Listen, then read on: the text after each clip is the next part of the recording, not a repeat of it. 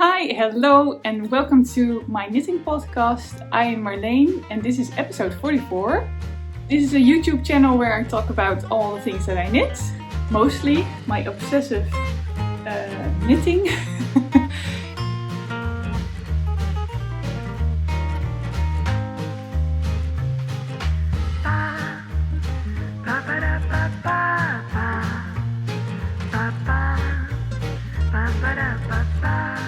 And today I also want to talk to you about knitting and sleep deprivation. I'm still figuring out if I want to start with it, but since I already said it, I think it's the best thing. Lately I'm really sleep deprived. I actually sleep every 2 days, something like that, 4 hours max. And then the other night I can sleep like for 8 hours, but that goes off and on. And I wanted to discuss it because most of the times, of course, I first try to just sleep and try to figure out how to get to sleep again and do the things that is recommended. So no turning on the lights, not watching on the phone, just waiting until I fall asleep again. But sometimes after 1 hour of like staring to the ceiling, I turn on the lights, grab my knitting and start knitting. So because I got the question of that I knit, probably the question was, do you knit that fast? And I don't, but I have a lot of time for knitting because when you wake up at 3 o'clock in the morning, well, until 7, you have 5 hours. Is that correct? No, 4 hours. And so, yeah, there's a lot of time to knit. And then most of the times, there's no disturbance. So I can knit really quick. And most of the times, of course, it's not that I really knit like 4 hours. Then most of the times after 2 hours, I'm quite tired again. And then I can fall asleep quite good. So most of the times, that's actually why I knit, to get myself a little bit more tired to sleep again. Of course, during the week, if I have to go to work, I work as a doctor, then there's not a possibility to sleep again, especially not when I'm tired around 6 and I know I have to get out at 7. That doesn't work for me. So most of the times then I just start the day. And yeah, lately it's been rough. I think it also has something to do with perimenopause. At least I've read a lot about it, and I heard a lot of podcasts about it, with people talking that know a lot about it. So I don't. It's always difficult to say if you're really already there, but I feel like I have those complaints. Yeah, and also the feeling of being rushed, and also sometimes I have palpitations. Yeah, so that's not nice. But I don't want to simmer the mood down, of course. But that's actually the big explanation. I think for me it works not to feel that the night is something to fear, because I notice that could happen too. So if I don't sleep that much, I fear of going to bed, so that's why I postpone going to sleep. But since I know I love knitting, so when I wake up, I'm allowed to knit. I'm allowed to do something that I really enjoy. So that makes it a little bit less hard for me. So for me, it works really fine to have the joy of knitting even during the night. Yeah. I don't know if that was the answer on the question being asked, but I just wanted to explain I don't knit that fast. I just have a lot of time to knit during the night. Although I cannot really recommend doing that. No, don't knit at night. If you can sleep, please sleep. There are nicer things. I say it's nice to sleep than to knit things during the night. Okay, let's start. I want to discuss the things that I'm wearing. The things, just one thing. It's the sock cardigan. It's a pattern by Lievelings van Eve. She designed a couple of things, I think. I'm not sure. But at least this beautiful cardigan. So I think she's really gifted. It's a Dutch designer, and she's written it in Dutch. I haven't checked if she already written it in English. I will check it too. I've knitted it in a size large, I think, and I used Jamieson Spindrift Shetland wool, and I'm really in love with that wool. I really want to make more of that. It's such a nice, it's not itchy, because today it's not that cold, not that warm, but it's not itchy at all. And yeah, it's really perfect for the fall or the springtime when the days can be a little bit warmer, that you can wear it as a jacket outside. Yeah, and I'm very, very happy with the colors that I chose. I love the chocolate colors and also the oatmeal colors. Yeah, very happy with it. You knit it bottom up, and it has a raglan as well, which I really enjoy. I have to get another thing downstairs, which I want to show you, which I finished as well. So I'll be right back. And yes, I'm back. I also brought some things that I want to show you, because I have also some knitting plans that I want to discuss with you. And I notice now that the washing machine is on, so I'm going to turn it off. Just one moment. Oh yeah, and the thing that I also forgot to tell you is about the sock cardigan is that I still have a lot of yarn in the same colors, and I wanted to make a water bottle. Yeah, it's British English. That's very difficult. Water bottle. How you say? A cover for the water bottle. And I wanted to knit it in the same pattern as this. I think that's really nice. And also I think this is really suitable yarn to cover a water bottle, because it's very, how you say, it's rustic yarn, so it really stays warm, but it's not that itchy. And I think, yeah, I would like that a lot. So I hope I will cast it on in not too far in the future. And with this cardigan I had a lot of haste of finishing it, but if I look back to it, I'm really sad about it, because it's so nice to knit this kind of color work. Yeah, I love that really a lot. It's not, how you say, Fair Isle, because Fair Isle is really more like the chestnut cardigan from Marie Wallen, that in every row you use 2 colors. This has also a couple of rows that only uses 1 color, and then it's not Fair Isle. But it's so nice and so lovely to knit. Yeah, would like to make another one, but then not the same of course, because of course I make a lot of things the same. I get a lot of profit out of patterns because I make them often. But I would love to make the same colors, but then a different pattern. I have also those books from Marie Wallen with all the patterns inside, and I saw that there was one pattern which uses the Jamieson Spindrift. So I thought, with these colors, and especially this chocolate brown and the white, I think that's really, really cool and nice. Then my finished object, I knitted a lot on this one, and I felt like I did a cast on party like a half year ago or something, and this was still the remnants of it, the last things that I needed to finish. So, and it was really nice, because normally I work on different projects at the same time, and also a lot. I even got the number of 11.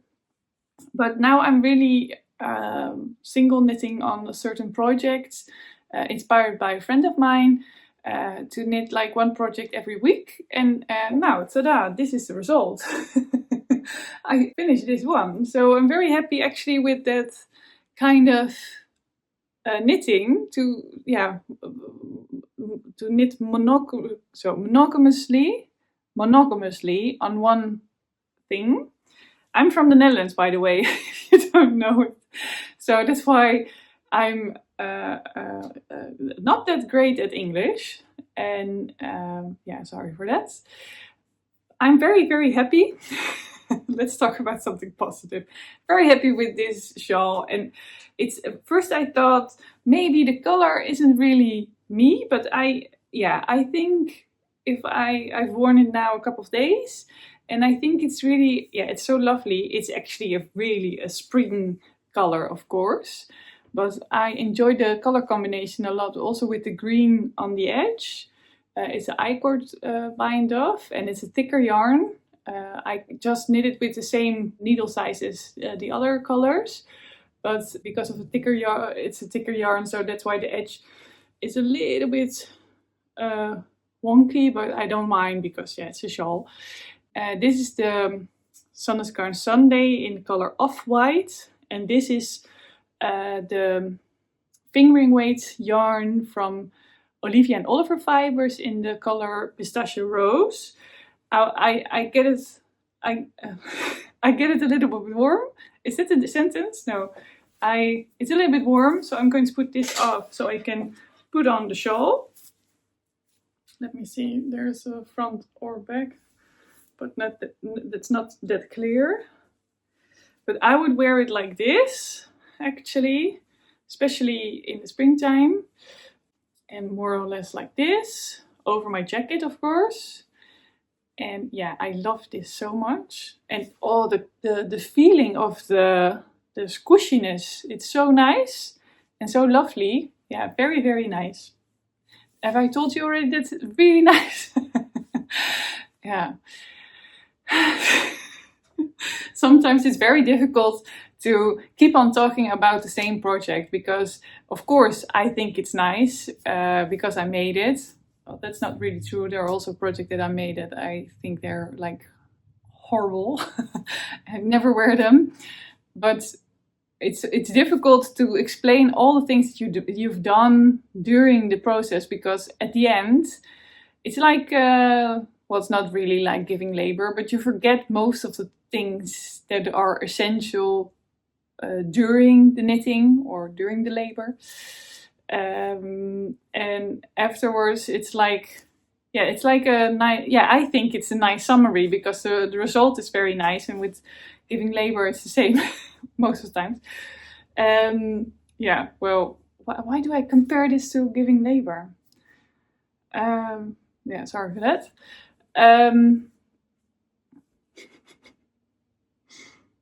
It's always also funny, but when I don't know really what I'm saying, then I start umming a lot. I want to say again. I'm sorry, I just had to take a break because it was getting a little bit weird. I love the shawl. It's a grain shawl by tincanknits, and it's a free pattern. And you can adjust it in every way you would like. You can also knit only stripes, for example, or knit it longer or shorter. And I think even the needle size, I would say you can go from fingering sport to DK. You have to change the needle size, of course, but I think it's a very adjustable pattern, and you can knit the size you would like, actually. I even think you can knit with bulky. You just have to stop earlier because then you already have the recommended size you would like. Yeah, so take a look at the grain shawl. It's a very nice pattern. Then I have my no frills sweater, and I'm actually falling in love with this project. It's so nice, and especially with the yarn. I made it before with only using the Sandnesgarn, holding it double. The Sandnesgarn Sunday, sorry. But the recommendation in the pattern, it's by Petite Knit pattern, is of course knitting it with mohair. But I've never done that. I've done it once or twice, maybe once for myself and twice for the children, so 3 times in total. But because I never knew what I really thought about it, knitting with mohair. It's also so expensive. So it's something that I really have to save money for. And not that I'm doing that at a great job at the moment, but I will. I nowadays I just spend it and then I think, oh, I have so much yarn. Yeah, I have a lot of yarn. Yeah, I do. But I need to stop buying. I had a good period. I think from January until the summer, I didn't buy anything, I think. And now I'm again, as if the fall says, yarn, there's everywhere yarn and a lot of patterns. And the yarn is screaming to me, buy me, yeah. And then of course I do. But this is so lovely. It's with the Knitting for Olive merino. It's a sad little yarn that's left. This one in the color bottle green it is. And this is the color slate green, the mohair. And this combination, the slate green is a little bit darker than the bottle green. But I think it gives a real nice deepening effect of the color. Yeah, this is more or less the real color. Yeah, I adore it. It's so nice. I made the neckline a little bit larger. I cast it on the largest neck size and then I added 6 extra stitches. In hindsight, I would it would be better to cast on 8 stitches extra, because if you increase, of course, there are 4 points of increases, and that's 8 stitches, not 6. But yeah, it doesn't really matter. I think for beginners, this is really a nice pattern. The no frills sweater of Petite Knit. I would really recommend it. If you want to knit up a garment and you think, oh, I cannot do it. This is really, yeah, doable. The only thing is the short rows at the back. You make those so that the neckline at the back is a little bit higher. And that the drape of the whole garment is more, nicer. But yeah, I think you can search it up on YouTube how to do the German short rows, which I use most of the times. You have a different kind of short rows, but I always use the German short rows technique. It's really easy, and once you've mastered that, you can make a lot of no frills sweater. If that's your ambition. At least it's mine. I want to make another one after this with the what is the color? Ochre, geel, we say in Dutch, with a nice geel. But in English you would say ochre yellow, I think. Yeah, I love that color a lot. And I also have a mohair for it, so I fingering weight yarn, merino, and then I have the mohair. So yeah, it's perfect for another no frills. Or maybe I want to bake the Monday sweater of Petite Knit. I love that too. That's a little bit different in the neckline, that the neckline is double. And I've never made that actually before, only with the Moby sweater. But I want to try it as well with this kind of a sweater. What I'm going to do, most of the times I like that technique that you knit up the yarn that you have left, and then for the body, and then you start with the sleeves, because I have long arms. I have long arms, and I need a little bit more yarn for that. So it's always difficult to follow the pattern how long I want to have the sweater. So most times I knit up the sleeves first, and I want to make more straight sleeves a little bit, so that's not too tight or not too tapered. That's the correct name, right? Tapered sleeves. And then I want to make it, if I have enough mohair, because I have 7 skeins of this one. I don't know if this is also a skein. I would like to know that, if this is a skein or this is a ball of yarn.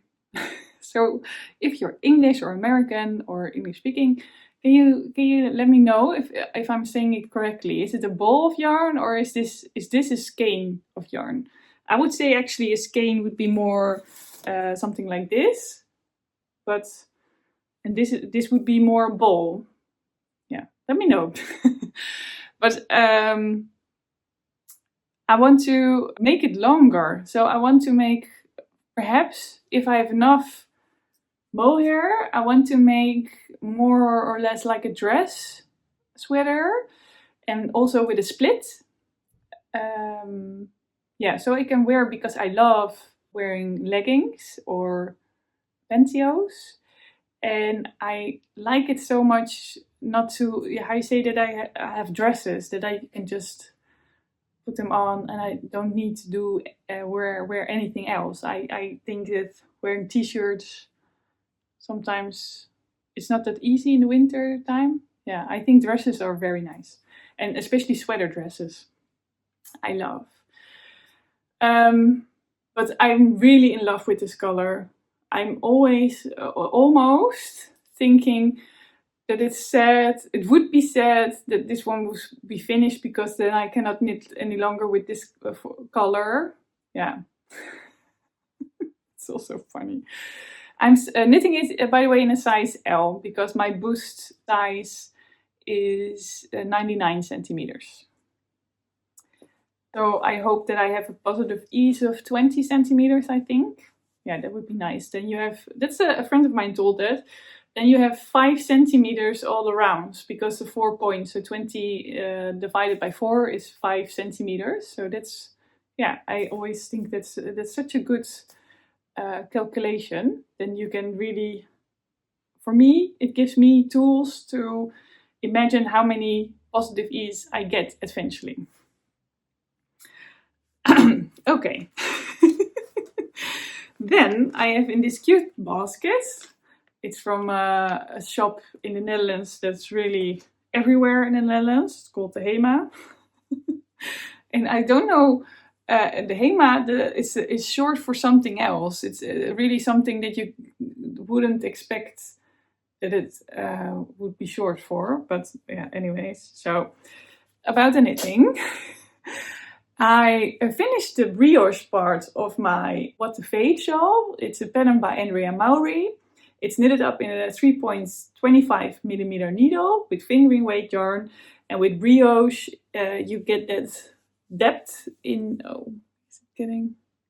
You get that depth, so you see the other yarn through, and at the back you see the darker yarn getting through, and brioche is very, very nice and beautiful, I think. It has also that squishy effect.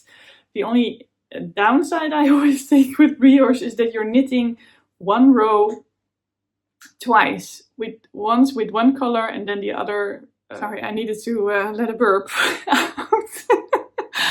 And then the other row with the other color. So it takes a long while. So yeah, well, it helped me because I made this one before, and it helped me that I knew that I wanted to have 13 repeats of the beautiful. Yeah, it's like I will show you it like this. It's like a tree pattern. You cannot really see that good. Yeah, it's a tree pattern. You see all the green parts coming out. I love that so much about this pattern. And especially about the brioche part. And now I did also, because it's What to Fade shawl, so I used a different yarn here and here, as you can see, and the green color is just the one that's stable. It's always there. And now I'm going to do the edge, and that's also with some fading, but I'm not really going to fade. But I'm going to alternate with this color as well. So it will be a little bit more darker green as well. And I'm not sure if it will turn out the way I would like it. So I'm just going to test it. Maybe I can better make a swatch. I hope I will do that, because otherwise it's a lot of work. Yeah. It's so funny. I always make an appointment with myself or an agreement with myself in the future. And I always say, okay, Marleen, can we please make that agreement with one another to make a swatch before you continue, because otherwise there's a lot of work going on. So I'm not sure how this will knit up together with this color. So I want to see that first, and then I will use this as a fade. And otherwise, maybe I will just don't do a fade and just it will just end up very, very green in this color. It will be a very, very green shawl anyway, but then it will only be with the color, this color. And that's it's the color Bali from Olivia and Oliver Fibers as well. And it's superwash merino. I was thinking, I have to think, because I don't know what I want to show you more. Maybe I will show you as well the mitten that I'm knitting for our eldest daughter again. It's this one. I use this yarn. I'm not sure the name of this yarn. It's bought at the webshop Wol uit het Zuiden. And I love the colors. And it's like, yeah, it's not really fingering weight. It's more sport weight kind of yarn. And it's not really good for my own mitten pattern. But I adjusted it a little bit while knitting. So I cast it on the amount of stitches that is written in my pattern.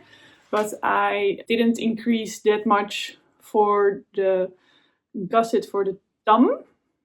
And that's it actually, the only adjustment. So now I'm knitting up the thumb. And then I have to knit the other one. I always think, because this is more like a trial, so my daughter had to fit it a lot this morning. And then she was like, I have to fit it again. Yes. And the second one, you don't need to fit it a lot, because then I know. And that's why I also use a lot of these stitch markers to let me know how many rows which part needs. And I knit this up with a 4mm needle. So really looking forward that this is finished. And I also am knitting some leg warmers for the youngest. And I have always categories in my head. So when that's finished, I will cast on 2 sweaters for my daughter. So for each daughter, for our daughter, so for our 2 daughters, I will cast on 1 sweater for each, and I will explain it, because I'm now talking about it. I will explain which yarn I'm going to use, and that's why I put it here.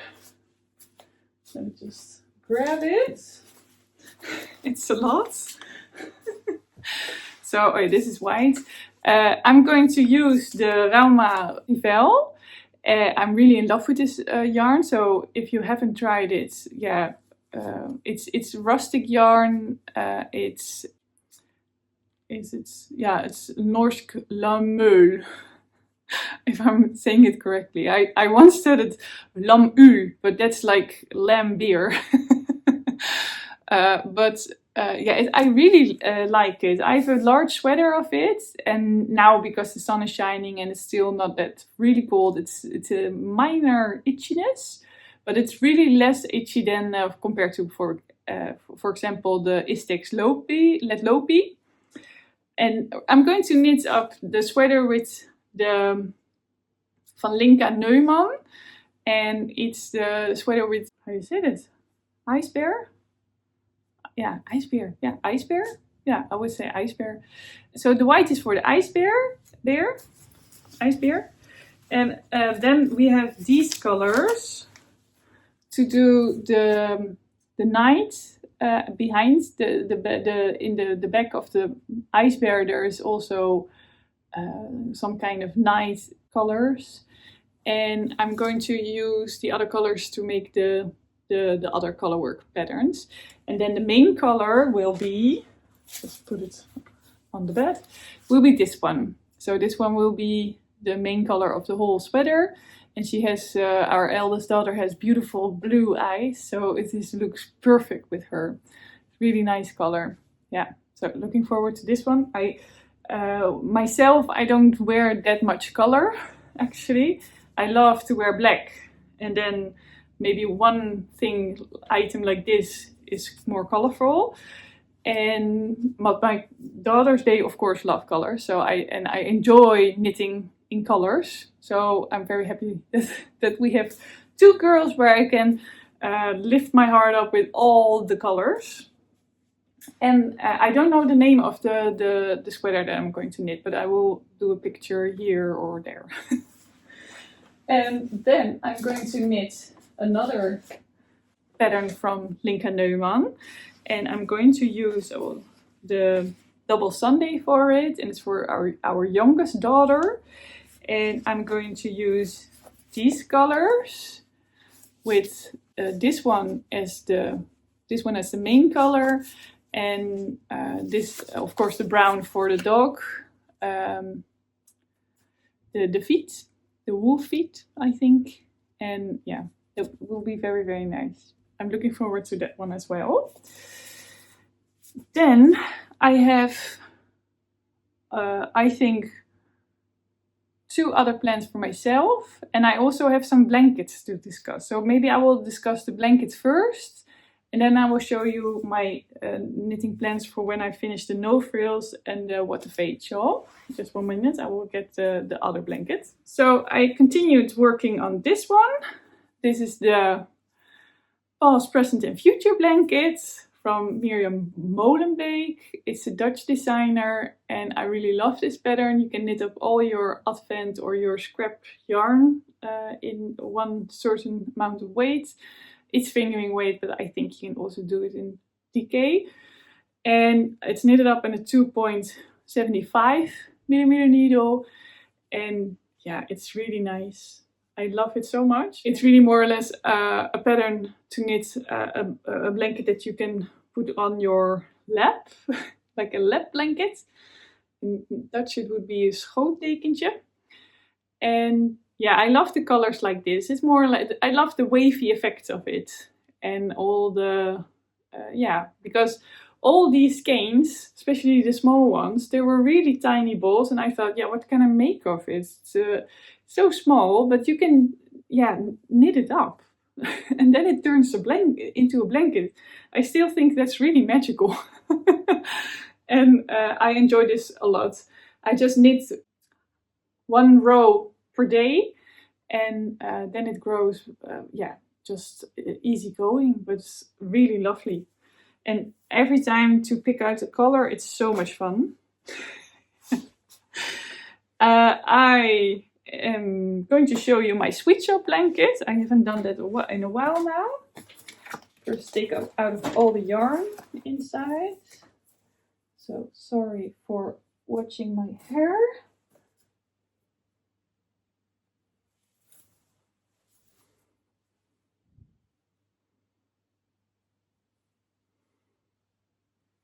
I'm not sure where I was last time, but I did some knitting on it and I'm finished with the first 2 rows and now I'm on the 3rd one. And yeah, I think it's looking very nice. Of course, you can see now that I have a lot of ends to weave in. But yeah, sometimes that's also a nice perspective to do that once in a while. But I have to do that once in a while because otherwise it will be that I have to do it at the end. But that's not so nice. It's a pattern by Laura Penrose and it's knitted up on a 4 millimeter needle, but I'm doing a 3.5. I'm not sure why, but I think it has something to do with that I didn't get any gauge. And I'm using in the white color, it's the off-white double Sunday from Sanders Garn, and all the other ones are fingering weights that I'm holding double. And yeah, just to knit up all my scraps mainly, but also I bought some new things to change the colors a little bit because some sections I think turned out a little bit too brown. So I bought as well a darker color of green for it. And how you say, also I bought this one from Gewoon Jans. I love the mini sets a lot. And she's a Dutch hand dyer, and I love those kind of mini, it sounds, I love those minis because they are really, yeah, it feels like, how you say, you're buying yourself something really nice and sweet, but then it's yarn.